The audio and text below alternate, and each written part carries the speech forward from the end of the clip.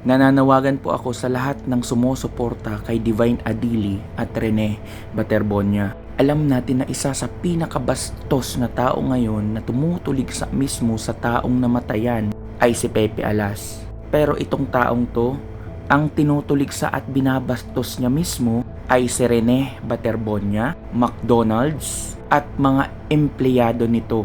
1.4 million views na siya sa ngayon at sinishare po siya ng mga troll. Pero bago ko i-discuss ang sobrang bibigat na mga kaso na pwedeng isampa sa content creator na to, panoorin nyo muna yung video.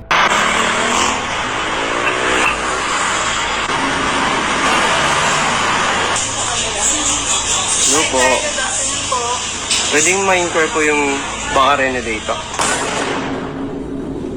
Baka Rene dito.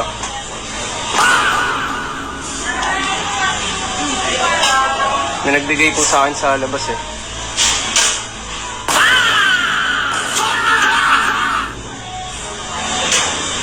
Hindi nga, pwede.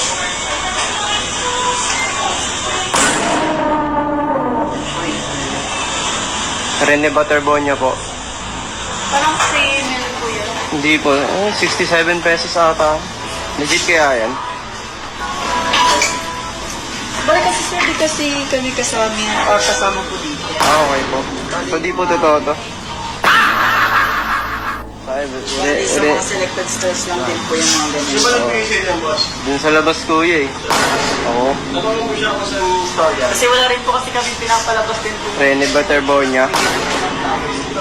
Okay. Thank you sir. Baka Rene dito. Baka Rene dito. Rene Baterbonia.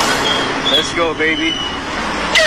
187k.4 na likes at hinighlight mo pa talaga yung mga reaksyon ng mga tao na inuutok mo. Sabi mo binigay sa labas. Sana paglabas mo, tumakbo ka agad kung sino man ang nagbigay sa'yo ng flyer na yon or promo card. Inakanta-kanta mo pa ang baka Rene dito, baka Rene dito. Possibly ikaw yung gumawa ng promo card para maisakatuparan ang imagination mo na mag-trend ang video mo. Super trending po kuya ang pang-iinsulto mo sa yumao, sa mga empleyado, pati na rin sa McDonald's mismo. Fact check natin to, wala pong ganito ang McDonald's. Kasi yung McDonald's mismo kailangan din kumuha ng consent sa pamilya Baterbonia. So wala ka na, X ka na dito. Pero ginamit mo ang brand, ang pangalan, pati ang logo. Kahit pa sabihin mong prank mo to. Mabigat ba ang maging kaso ng content creator na to? Mabigat at seryosong usapin ang paggamit sa pangalan ng yumao, lalo na para sa clout o peking balita. Narito ang mga posibleng kasong legal na pwedeng isampa batay sa batas ng Pilipinas laban sa content creator na gumawa nito. Kung si Nanay Robilin po ang magsasampa ng kaso dahil siya po ang may anak na ginamit ng content creator na ito, posibleng mas mabigat ang kahihinatnan ng parusa sa taong ito. Bagamat patay na ang biktima, again, i-highlight natin, patay na po ang biktima. Pinoprotektahan ng batas ang kanyang memorya at ang kanyang pamilya laban sa malisyosong paninirang puri. Bastos ka sir, bastos ka kuya. Di mo na nirespeto yung patay na. Akala mo yata usapang bata lang to. Hindi mo man lang inisip ang maaapektuhan ng ginagawa mo. Sobrang daming tao. Cyber libel, Section 4C ng Cybercrime Prevention Act of 2012 o Republic Act 10175. Ang basis, ayon sa Article 353 at 355 ng Revised Penal Code, ang paninirang puri ay maaari ding magawa laban sa alaala ng isang patay kung ito ay nagdudulot ng kahihiyan o insulto sa kanyang mga naiwang kamag-anak. 1.4 million views. Dahil ginamit ang internet, TikTok or social media upang ikalat ang peking promo card at maling narrative.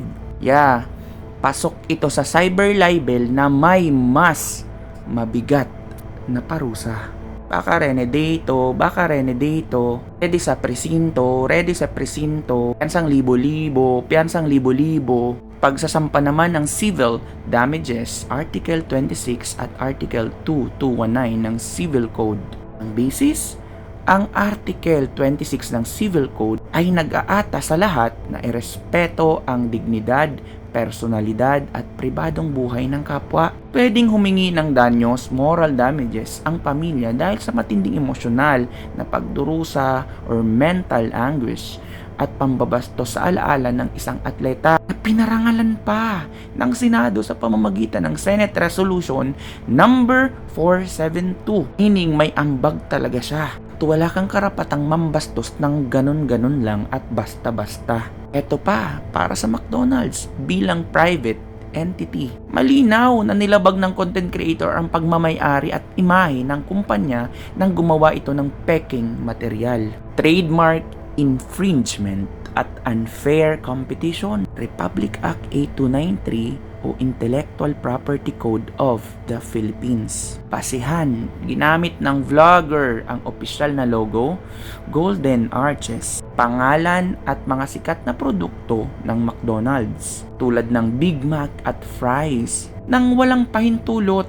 Ang paggawa ng peking promo card na nagdulot ng kalituhan sa publiko ay isang direktang paglabag sa kanilang intellectual property rights. McDonald's, nakita nyo na po ba yung video na to? Sabi mo prank, cyber libel o civil damages para sa kumpanya. Kung ang prank ay nagdulot ng pagbaba ng reputasyon ng kumpanya, maaari din silang maghabol ng danyos o danyos perwisyo sa komersyo. Kasi iisipin na lang ng mga tao, ang bilis lang gamitin ng McDonald's. Pinagtawanan lang yung McDonald's. Parang hindi ginagalang ang McDonald's. Namitan niya pa talaga ng comedic highlights. Para naman po sa mga hinighlight po or ginamitan ng comedic highlights ng mga staff o empleyado. Cyber libel, slander sa pamamagitan ng social media. Malamang yung mga tao doon na hinighlight mo, pinagtawanan ng mga tao. Basihan, kung ang mukha ng mga empleyado ay ipinakita ng walang takip, unblurred,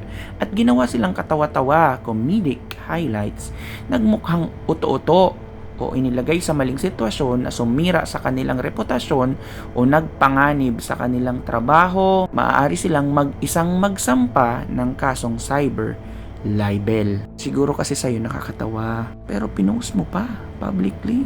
Okay ka lang ba?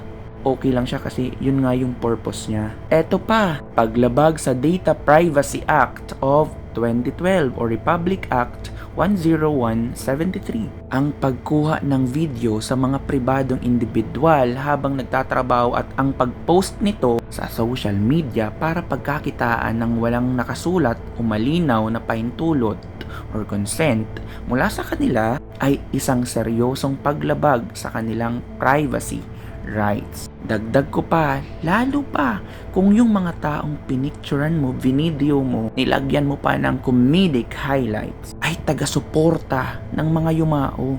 Paano ka na? In-instrumentalize mo pa sila para maisakatuparan ang prank mo. Tagumpay ang plano. Maang-maangan ka pa ha? Baka Rene dito, baka Rene dito. Eto na ang kaso, eto na ang kaso. Piyansang libo-libo, piyansang libo-libo. Honestly, masakit po itong ginawa mo sa aming mga sumusuporta sa Yumao. Ang usaping ito ay hindi pambata. Seryoso po ito. Sana makanta mo pa rin ang baka Rene dito, baka Rene dito. Eto na ang kaso, eto na ang kaso. Piyansang libo-libo, piyansang libo-libo.